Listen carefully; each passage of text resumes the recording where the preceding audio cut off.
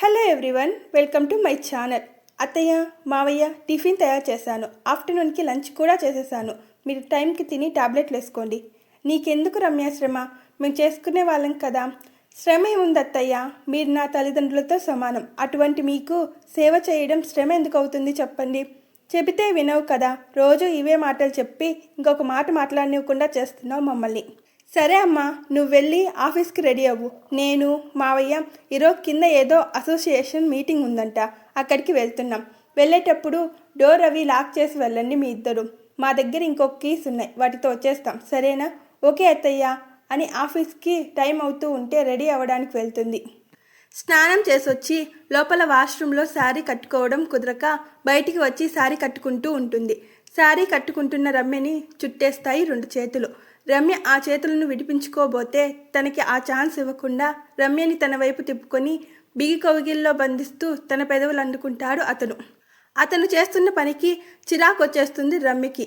Please వదలండి, నాకు ఏదోలా ఉంది, ఆఫీస్కి వెళ్ళాలి అంటున్న తన మాటలు వినిపించుకోకుండా నాకు కూడా ఏదోలా అదోలా ఉంది బంగారం, నిన్ను వదలాలనిపించడం లేదు అంటూ తన బుగ్గలపై, చెంపలపై, మెడపై ముద్దులు పెడుతూ తను కట్టుకున్న శారీ పైట కొంగును పక్కకు తప్పించబోతాడు. అప్పటి వరకు చిరాగ్గా ఉన్న తనకి తన ఇష్టంతో పని లేకుండా అలా ఒంటిపై అతనికి నచ్చినట్లు చేయి వేస్తూ ఎక్కడెక్కడో టచ్ చేయడంతో అసహనంగా అనిపించి కోపంగా అతని దూరంగా తోసి చంపపై కొడుతుంది. చెబుతుంటే అర్థం కావడం లేదా? నాకు ఇష్టం లేదని పనిషివా పశువ్వా? పక్కన వాళ్ళ ఫీలింగ్స్తో పని లేకుండా నీకు ఇష్టం వచ్చినట్లు చేస్తావేంటి? సిగ్గు లేదా? ఆడపిల్ల ఒంటిపై బలవంతంగా చేయి వేయడానికి ఇదేనా మీ వాళ్ళు నీకు నేర్పించిన సంస్కారం? సిగ్గులేదు అని తిడుతున్న తన మాటలకి కోపం వస్తుంది అతనికి. ఇనఫ్ రమ్య, ఇప్పటి వరకు నువ్వు దూరం పెడుతున్నా పోనీలే, చిన్నపిల్ల భయపడుతుంది అని నేనే సర్దుకుపోయి నీకు దగ్గర అవ్వాలని ట్రై చేస్తూ ఉంటే నన్నే కొడతావా? మా వాళ్ళ పెంపకాన్ని ప్రశ్నిస్తావా? నాకు సంస్కారం ఉంది కనుకనే నువ్వు కొట్టినా తిరిగి కొట్టకుండా సహనంగా ఉన్నాను. ఇంకా నీ ఒంటి మీద చేయి వేయడం గురించి అయితే నా భార్య దగ్గర నాకు సిగ్గేంటి అని దగ్గర అవ్వడానికి ట్రై చేశాను. నేనేం తప్పు చేయలేదే సిగ్గుపడటానికి. అయినా అంత భర్త అంటే ఇష్టం లేని దానికి పెళ్ళెందుకు చేసుకున్నావు? మీ వాళ్ళకి అప్పుడే చెప్పొచ్చు కదా ఇష్టం లేదని. పోనీలే, చిన్నపిల్లవి అని నేనే ఎంతో తగ్గిపోయి నీ ముందుంటే బెట్టు చేస్తున్నావా? అయినా నీలాంటి కూడుకు దికానా లేని దాన్ని తీసుకువచ్చి ఈ ఇంటికి మహారాణిని చేశాను కదా, నాకు ఈ తిట్లు పడాల్సిందే. ఇంకా ఈ జన్మలో నీ దగ్గరికి వస్తే అప్పుడు అడుగు అంటూ కోపంగా అక్కడి నుండి వెళ్ళిపోతాడు అభి వెళ్ళిన కొంచెం సేపటి తర్వాత తన కోపం తగ్గి ఆలోచించడం మొదలు పెడుతుంది రమ్య. అయ్యో దేవుడా, నేనెందుకు ఇలా చేశాను? నాకు పిచ్చి పట్టినట్టుంది, అందుకే ఇలా ప్రవర్తించాను. అభి గారు ఎంత ఫీల్ అయ్యారో అనుకొని అతనికి సారీ చెప్పాలి చూస్తే ఇంట్లో ఉండడు అతను. సరే ఆఫీస్కి వస్తారు కదా, అక్కడైనా సారీ చెప్పాలి అనుకుని రెడీ అయ్యి ఆఫీస్కి వెళ్తుంది తను. అభి రమ్యలకు పెళ్ళై 1 రోజులు అవుతుంది. ఇద్దరూ చూడు చక్కని జంట. 6 అడుగుడు ఆజానుబాహుడు అందగాడు, అలాగే కోటీశ్వరుడు అభి. తన దగ్గర డిగ్రీ చదివి పిఏగా పనిచేస్తున్న రమ్యను చూసి ఇష్టపడి తన స్టేటస్కి సరిపోకపోయినా స్టేటస్ కాదు, మంచి మనసుంటే చాలు అనుకొని ఇంట్లో వాళ్ళని ఒప్పించి రమ్య పేరెంట్స్తో మాట్లాడి బంధుమిత్రుల అందరి సమక్షంలో అంగరంగ వైభవంగా పెళ్లి చేసుకుంటాడు.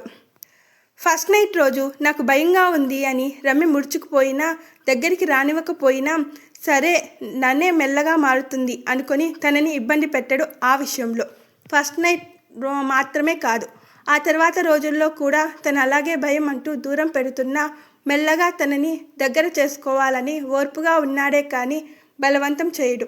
కానీ రోజు ఇలాగే చెబుతున్న తన మాటలకి విసుగొచ్చేసి ఈరోజు కొంచెం ఎక్కువగా దగ్గర అవ్వాలని ట్రై చేస్తే ఇది ఇలా గొడవతో ముగుస్తుంది.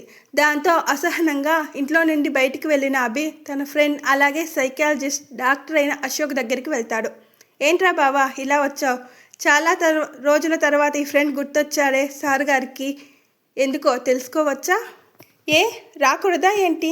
చిరాగ్గా ఉండి వచ్చానులే, కానీ పద అలా వెళ్ళి మన ఫేవరెట్ ప్లేస్లో వెళ్ళి సిట్టింగ్ వేద్దాం. ఇంత మార్నింగ్ మన ఎంట్రా వెదవా?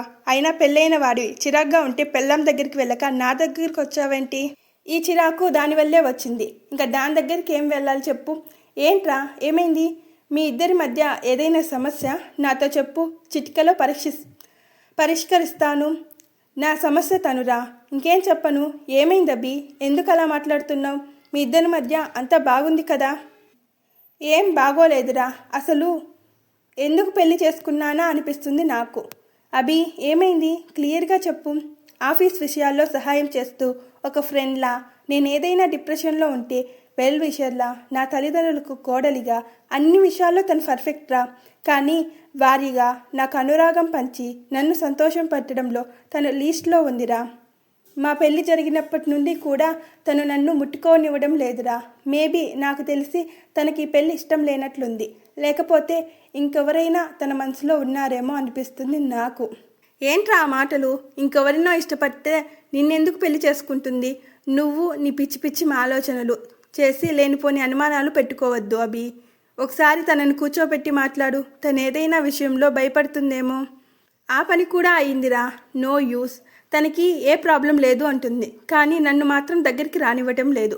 పోనీలే, అమ్మాయి కదా, తనకేమైనా భయం సిగ్గు లాంటివి ఉండి దగ్గరికి రానివ్వటం లేదులే అని నాకు నేనే నచ్చ చెప్పుకుని ఈరోజు కొంచెం ఫోర్స్ చేసి దగ్గర అవ్వాలని ట్రై చేశాను.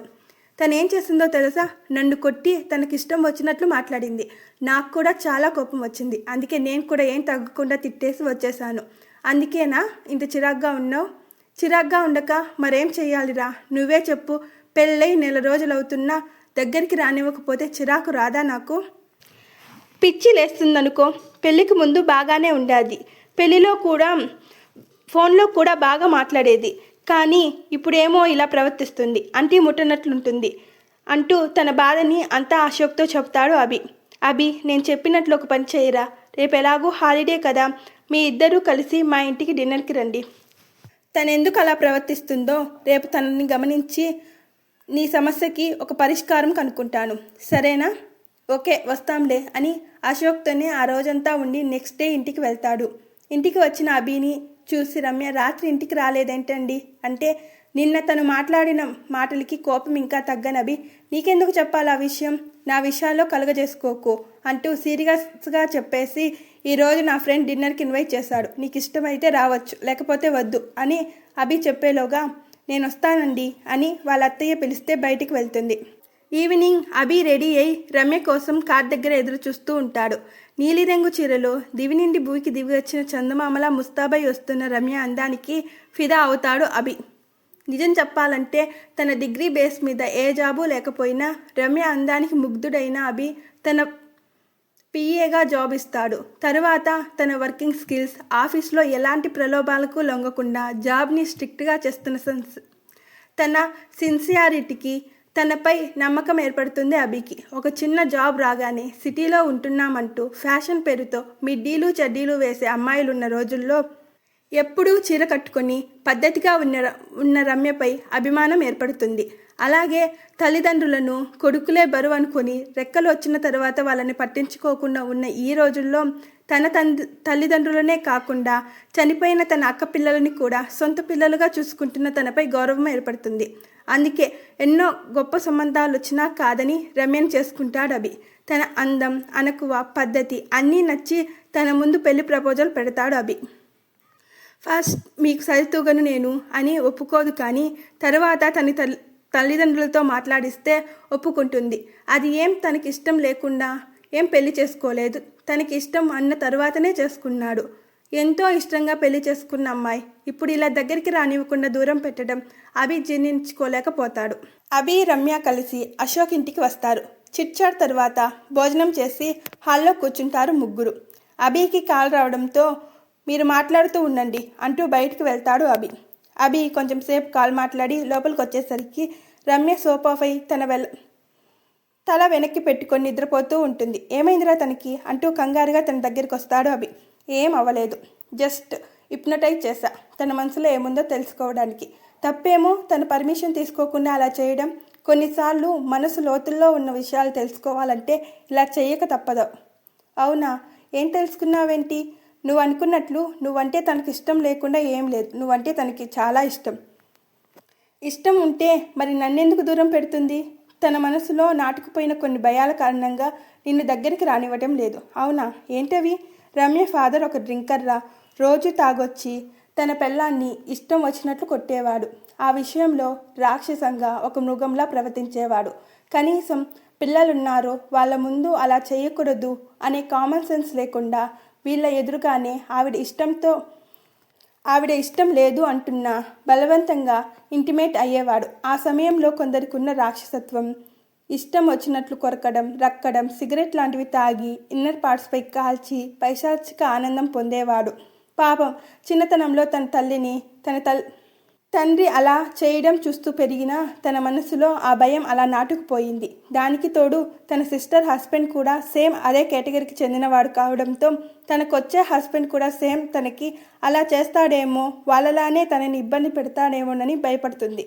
నువ్వు ముట్టుకున్నప్పుడు ఆ సంఘటనలన్నీ గుర్తొచ్చి తనలో భయం చెలరేగి ఆ భయాన్ని కోపం, చిరాకు రూపంలో నీపై చూపిస్తుంది అంతే తప్ప నువ్వంటే ఇష్టం లేక కాదు. తన మనసులో ఇంకొకరెవరో ఉండి కాదు. అంటే ఏంట్రా నువ్వు చెప్పేది? ఎవడో ఏదో చేశాడని నేను ఇప్పుడు అదే విధంగా ప్రవర్తిస్తానని భయపడి నన్ను దూరం పెడుతుందా? సిల్లిగా లేదా తన రీజన్? అభి, మనం రోడ్డు మీద వెళ్తున్నప్పుడు రోజు ఎన్నో యాక్సిడెంట్లు జరుగుతూ ఉంటాయి. అవి మనపై పెద్ద ఇన్ఫెక్ట్ చూపించదు. అదే యాక్సిడెంట్ గురైన వాళ్ళల్లో మన ఫ్రెండ్నో, ఫాదరో, ఫ్యామిలీ మెంబరో ఉంటే ఆ దారిలో వెళ్ళే ప్రతిసారి ఆ విషయం మన మైండ్పై ఇన్ఫెక్ట్ చూపిస్తుంది. ఇది కూడా అటువంటి సమస్యనే అభి. తన మదర్కి, సిస్టర్కి అలాగే జరగడం వలన తనకి అలా జరుగుతుందేమోనని భయంతోనే సగం చస్తుంది తను. నువ్వు అనుకున్నట్లు సిల్లి సమస్య కాదు. అలా అని భూతద్దంలో పెట్టి చూసేంత పెద్ద సమస్య కాదు. సున్నితమైన సమస్య బి. తనకి కోరికతో కూడిన స్పర్శకి, ప్రేమతో కూడిన స్పర్శకి మధ్య చిన్న డిఫరెన్స్ని స్పర్శతో తెలిసేలా చేస్తే చాలు, సమస్య సాల్వ్ అవుతుంది. అయితే ఇప్పుడు ఏం చేయమంటావు నన్ను? తనని భయపెడతావో, ప్రేమగా నచ్చ చెప్పుకుంటావో నీ ఇష్టం రా. కానీ ఫోర్స్ఫుల్గా మాత్రం ఇంటిమేట్ అవ్వద్దు. అది తనపై చాలా ఇన్ఫెక్ట్ చూపిస్తుంది. తర్వాత నీ ఇష్టం అంటూ అక్కడి నుండి వెళ్తాడు అశోక్. అశోక్ చెప్పిన మాటల గురించి ఆలోచించి ఒక నిర్ణయం తీసుకుంటాడు అభి. ఈలోగా తనకి మెలకువ రావడంతో ఇద్దరు కలిసి ఇంటికి వస్తారు. ఇంటికి వచ్చిన అభి ఫ్రెష్ అయి దిండు తీసుకొని సోఫాలో వేసుకొని పడుకోబోతాడు. ఏంటండి అక్కడ పడుకుంటున్నారు? బెడ్ మీద నిద్రలో నా చెయ్యో కాలో తగిలితే బుద్ధి లేదా, సిగ్గు లేదా, సంస్కారం లేదా అంటూ తమను తిట్టే తిట్ల నుండి తప్పించుకోవడానికి అంటూ ఇంకొక మాటకి తావు ఇవ్వకుండా లైట్ ఆఫ్ చేసి పడుకుంటాడు. అభి మాటలకి చాలా బాధేస్తుంది రమ్యకి. అది నేను కావాలని చేయలేదండి, ఏదో నాకు తెలియకుండా అలా జరిగిపోయింది అని రమ్య చెబుతూ ఉంటే, నీ సోదినే ఓపిక నాకు లేదు, రేపు అర్జెంటుగా ఆఫీస్లో పని ఉంది అంటూ పడుకుంటాడు అభి. నెక్స్ట్ డే కూడా తను వడ్డిస్తుంటే తినకుండా, తన పక్కన పడుకోకుండా సోఫాలో పడుకుంటాడు. అభి అలా సోఫాలో పడుకొని ఇబ్బంది పడటం చూసి చాలా బాధేస్తుంది. ఏవండి, మీరు ఇబ్బందిగా అక్కడ సోఫాలో పడుకోవాల్సిన అవసరం ఏంటంటే? నేను మిమ్మల్ని ఏమీ అనను. మీ చెయ్యి తగిలినా, కాలు తగిలినా నోరు కూడా మెదపను. ప్లీజ్ వచ్చి బెడ్పై పడుకోండి అంటూ తను బ్రతిమలాడేసరికి ఓకే అంటూ పడుకుంటాను, కానీ నైట్ ఏదైనా గోల చేస్తే ఒప్పుకోను, అర్థమైందా అంటూ సీరియస్గా చెప్పి అటు తిరిగి పడుకుంటాడు. కొంచెం సేపటి తర్వాత నిద్రలో చేయి వేసినట్లు తనపై చేయి వేస్తాడు. అభి చేయి మీద పడగానే మెలకువ వస్తుంది తనకి. అభి నిద్రలో చేయి వేశాడనుకొని ఆ చేతిని పక్కకి అని పడుకుంటుంది. కానీ తరువాత అభి అలాగే చేయి వేయడంతో చెయ్యి తీసి అటు తిరిగి పడుకోమని అభికి చెబుదామనుకుని అతన్ని లేపబోయి అభి చెప్పిన మాటలు గుర్తొచ్చి అతని కోపం తెప్పించడం ఇష్టం లేక సైలెంట్గా అభి చెయ్యి పక్కకు తీసే వరకు మేలుకొని ఉండి తర్వాత పడుకుంటుంది. తర్వాత 2-3 రోజులు కూడా అభి అలాగే చేస్తాడు. తన స్పర్శకి తను ఎలా రియాక్ట్ అవుతుందో తెలుసుకోవడానికి. ఫస్ట్లో కొంచెం విసుగ్గా ఫీల్ అయినా చిరాకు పడి నిద్ర మానుకొని చేయి తీసే వరకు మేల్కొని ఉన్న తర్వాత కొంచెం మెల్లగా అభి స్పర్శకు అలవాటు పడుతుంది. అతను చేయి వేయడం తప్ప అంతకు మించి ముందుకు వెళ్ళడు అనే ధైర్యం వచ్చేసి అభి చేతి స్పర్శకి చిరాకు పడడం, విసుక్కోవడం మానేస్తుంది. మెల్లగా అభి స్పర్శకి అలవాటు పడుతుంది. ఎంతలా అంటే అభి మీద చేయి వేస్తే తప్ప నిద్రపోనంతలా మారిపోతుంది. అభి తన స్పర్శనే కాకుండా భార్యాభర్తల బంధంలోని గొప్పతనం, ప్రేమతో భార్యాభర్తలు కలిసి ఉంటే వాళ్ళ బంధం ఎంత బాగుంటుంది అనే వాటికి సంబంధించిన బుక్స్ అశోక్ వైఫ్ వినీలా ద్వారా రమ్యకు అందేలా చేస్తాడు. దాంతో మెల్లమెల్లగా భార్యాభర్తల బంధం గురించి, భార్యాభర్తల మధ్య శారీరక కలయిక ఎంత గొప్ప ప్రాముఖ్యత పోషిస్తుందో చిన్నగా అర్థం అవడం మొదలు పెడుతుంది రమ్యకి. ఆ రోజు అభి బర్త్డే కావడంతో గుడికి వెళ్ళొచ్చి ఇంట్లో పెద్దల ఆశీర్వాదం తీసుకుంటూ ఉంటాడు అభి. పెద్దలిద్దరూ అభి రమ్యలని ఆశీర్వదిస్తూ, తొందరలోనే మీలాగే ముద్దుగా ఉండే ఒక మనవడినో మనవరాలినో మా చేతిలో పెట్టండిరా చాలు అంటూ ఆశీర్వదిస్తారు వాళ్ళు. మీ కోరిక ఇప్పట్లో తీరదులే నాన్న అంటూ రమ్యని సీరియస్గా చూసి రూమ్లోకి వెళ్తాడు అభి. ఏమైందమ్మా, అభి ఎందుకు అలా మాట్లాడుతున్నాడు? మీ ఇద్దరిలో ఎవరికైనా ఏదైనా హెల్త్ సమస్యలు ఉన్నాయా? ఏమైనా ఉన్నా అటువంటివి ఏమైనా ఉంటే మాతో చెప్పండి అమ్మా. మాకు తెలిసిన మంచి డాక్టర్ ఉన్నారు, ఆవిడ దగ్గర చూపించుకుందురు అంటూ కంగారు పడుతున్న అత్తగారిని చూసి, అయ్యో అత్తయ్య, మీరు అనుకున్నట్లు మా ఇద్దరికి ఏ సమస్య లేదు. మరెందుకు వాడు అలా అన్నాడు? అదా, ఆయన 2-3 ఏళ్ళు పిల్లలు వద్దు అంటున్నారు అత్తయ్య. అంతే అంతేనా? నేను ఇంకా మీకేమైనా సమస్య ఏమోనని భయపడి చచ్చా. అయినా పిల్లలు ఏమైనా చెట్టు కాయలా? మనకు కావాలి అనుకున్నప్పుడు కోసుకొచ్చుకోవడానికి పిల్లడు దేవుడిచ్చే వరాలు. ఆయన ఎప్పుడు ఇస్తాడో తెలియదు. మీరు ఇలా వద్దు అనుకుని మడికట్టుకొని కూర్చుంటే మీరు కావాలి అనుకున్నప్పుడు వాళ్ళు ఎక్కడి నుండి వస్తారు చెప్పండి. కనుక పిల్లలు వద్దు అని ఏదైనా టాబ్లెట్లు మింగుతుంటే అవి మానేయండి, సరేనా? ఓకే అత్తయ్య. వాడొక వెర్రిబాగులోడు, వాడికి ఇటువంటివి ఏం తెలియదు. మగవాళ్ళు పిల్లల విషయంలో అలాగే అంటారు, కానీ అవి పట్టించుకోకు. తొందరలోనే మనవడినో మనవరాలినో ఇస్తున్నామనే శుభవార్త మా చెవిలో వేయండి అంటూ ఆవిడ అక్కడి నుండి వెళ్తారు. రమ్య కొంచెం సేపు ఆలోచించి ఒక నిర్ణయానికి వచ్చి వాళ్ళ గదిలోకి వెళ్తుంది.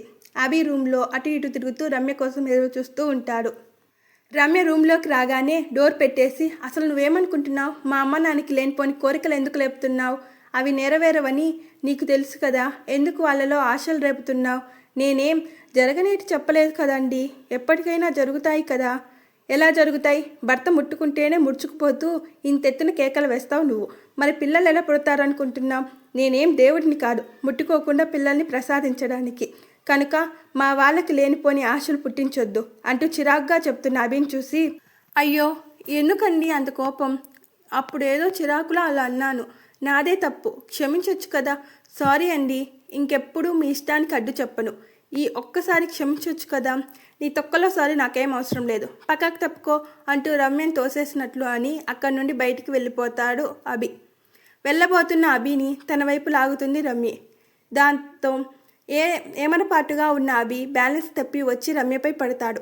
తనకి దగ్గరగా వచ్చిన అభిని కౌగిలించుకుంటూ, ఏంట్రా బ్రతిమాలుతుంటే మరీ ఎక్కువ చేస్తున్నావు? సారీ చెప్తే అర్థం కావడం లేదా? ఏంటి రానా అంటూ షాక్ అవుతూ రమ్య వైపు చూస్తాడు అభి. ఎప్పుడు గౌరవంగా సార్ ఎవండి అని తప్ప పేరు పెట్టి కూడా పిలవని తను ఏకంగా రా అనడంతో ఆశ్చర్యపోయి తననే చూస్తూ ఉంటాడు అభి. అవును, రానే. రా మాత్రమే కాదు, బుజ్జి, కన్నా, బంగారం అంటూ నాకు ఎలా పిలవాలనిపిస్తే అలా పిలుస్తాను. మీరేమైనా అబ్జెక్షన్ చెప్తారా? అయినా ఏంటి, ఆడపిల్లని నేనే మీ పొందుకోరి దగ్గరికి వస్తే బెట్టు చేస్తున్నారు. మీరు నా దగ్గరికి వచ్చినప్పుడు కోపంలో మిమ్మల్ని కొట్టాననే కోపంలో ఇలా చేస్తున్నారు కదా. సారీ అండి, నిజంగా ఆ సమయంలో ఏమైందో నాకే తెలియదు, అందుకే అలా బిహేవ్ చేస్తాను. ఈ ఒక్కసారి క్షమించేయండి, ఇంకెప్పుడు మీతో అలా ప్రవర్తించను, ఓకేనా అంటూ అభి వైపు చూస్తే అతను ఏం మాట్లాడకుండా అలాగే ఉండటం చూసి, మీ కోపం ఎలా పోగొట్టాలో నాకు తెలుసులే అంటూ తన పెదవులపై ముద్దు పెడుతుంది రమ్య. ఫస్ట్ టైం రమ్య తనకి తానుగా దగ్గరికి వచ్చి ముద్దు పెట్టడంతో హ్యాపీగా ఫీల్ అవుతాడు అభి. రమ్య తనకి తానుగా దగ్గరికి వచ్చినప్పుడు ఎక్కువ బెట్టు చేయకుండా తనని తన దాన్ని చేసుకోమని అశోక్ చెప్పిన మాటలు గుర్తొచ్చి రమ్య చుట్టూ తన కౌగిలిని బిగిస్తూ తనని ముద్దుల్లో ముంచెత్తుతూనే బెడ్ వరకు చేర్చి తనపై అతను చేరిపోతాడు. అభి స్పర్శ ఆమెలో చిరాకు కాకుండా ఏదో తెలియని తన్మయత్వం పులకింతా లేపుతుంటే అతని చుట్టూ తన కౌగిలిని ఇంకొంచెం గట్టిగా బిగిస్తుంది తను. అభి తన పెదవులపై, బుగ్గలపై, కళ్ళపై, మెడపై, స్తనద్వయంపై, నాభిపై ముద్దులు పెడుతూ మెల్లగా ఆమె వలువలు ఆమెకు దూరం చేస్తూ కుచ్చులు పక్కకు తప్పించబోతూ ఉండగా మెల్లగా తనలో తనకి తెలియకుండానే ఒక రకమైన అసహనం ఏర్పడుతుంది. వద్దు అన్నట్లు అభికి దూరం జరగబోతుంది. తనని ఒక కంట కనిపెడుతూనే తనతో ఏకమవుతున్న అభికి ఆమెలో చెలరేగిన అసహనం అర్థమవుతూనే ఉంది. రమ్యలో అసహనం ఎక్కువ అవ్వకుండా మెల్లగా ఆమెను దగ్గరికి తీసుకొని, ఏమైందిరా, ఎందుకు అలా భయపడుతున్నావు? నువ్వు అనుకుంటున్నట్లు నేను నిన్ను గాయపరచనురా, అయినా నీ శరీరం నాది. నువ్వు బాధపడితే నేను బాధపడినట్లు కాదరా. మరి అలా బిహేవ్ చేస్తానని ఎలా అనుకుంటున్నావు? నేనేం అలా చెయ్యనురా, నా బుజ్జి కదూ, నా బంగారం కదూ, నన్ను నమ్మమ్మా అంటూ తనని చిన్నపిల్లలా బుజ్జగిస్తూ ముద్దు మాటలు చెబుతూ తనని ఆ డిప్రెషన్ నుండి దూరం చేస్తూ ప్రేమగా మెల్లగా తనని అతనికి అనుగుణంగా మార్చుకొని ఆమెకి ఎటువంటి నొప్పి, ప్రెజర్ ఇవ్వకుండా భార్యాభర్తల కలయికలో ఇంత మధురానుభూతి ఉంటుందా అని తను ఫీల్ అయ్యేలా చేసి ఆమెలో తనలో ఐక్యం చేసుకుంటాడు అభి. After 3 months. కంగ్రాట్స్ రా బావా, రమ్య ప్రెగ్నెంట్ అంట కదా, ఇప్పుడే విని నాకు కాల్ చేసి చెప్పిందంట. అవునురా, మార్నింగ్నే తెలిసింది మాకు ఈ గుడ్ న్యూస్. నీతో చెప్దామనుకున్నాను, ఈలోగా నువ్వే వచ్చేస్తావు. నాకైతే చాలా హ్యాపీగా ఉందనుకో. థ్యాంక్స్ రా బావా, నా హ్యాపీనెస్కి నువ్వే కారణం. నాదేముందిరా బాబు, అంతా నువ్వు చేసి. లేదురా, రమ్య నన్ను ఎందుకు దూరం పెడుతుందో అర్థం కాక సతమతం అవుతూ ఒకానొక టైంలో తనతో విడిపోదామని కూడా అనుకున్నాను నేను. కానీ నువ్వు ఆవేశంలో నేను ఏ ప్రతికూల నిర్ణయం తీసుకోకుండా నాకు నచ్చచెప్పి తన ప్రాబ్లం తెలుసుకొని తనతో నేను ఎలా ఉండాలో గైడ్ చేసి ఉండకపోతే మేమిద్దరం విడిపోయి బాధపడుతూ ఉండేవాళ్ళంరా. కానీ అలా అవ్వకుండా నువ్వు వినీలా నాకు చాలా పెద్ద హెల్ప్ చేశారురా. మీ హెల్ప్ కారణంగానే ఈరోజు మేమింత సంతోషంగా ఉన్నాం. మా ప్రేమకి ప్రతిరూపం ఈ లోకంలోకి రాబోతుంది. ఇదంతా నీ చలువేరా బాబు. అందుకే నేను ఒక డిసైడ్ అయ్యాను. నాకు మాత్రం కొడుకు పుడితే ఖచ్చితంగా నీ పేరే పెట్టుకుంటారా బాబు. నా పేరు పెట్టుకోవడం లాంటి పెద్ద పెద్ద మాటలేమొద్దు, కానీ మా సిస్టర్ని హ్యాపీగా చూసుకోరా బాబు, అంతే చాలు. డెఫినెట్గా తనని సంతోషంగా చూసుకుంటారా అంటూ ఇద్దరు కొంచెం సేపు మాట్లాడుకొని ఇంటికి వెళ్తారు. తర్వాత కొన్ని నెలలకి అభి రమ్యలకి 12 మగపిల్లాడు పుడతాడు. దాంతో అభి సంతోషానికి అవధులుండవు. అభి రమ్యని జాగ్రత్తగా చూసుకుంటూ భార్య బిడ్డతో సంతోషకరమైన ఫ్యామిలీ లీడ్ చేస్తూ హ్యాపీగా ఉంటాడు అభి. హాయ్ ఫ్రెండ్స్, మీకు ఈ స్టోరీ నచ్చితే లైక్ చేయండి, షేర్ చేయండి, కామెంట్ చేయండి అండ్ ప్లీజ్ సబ్స్క్రైబ్ చేసుకోండి ఫ్రెండ్స్.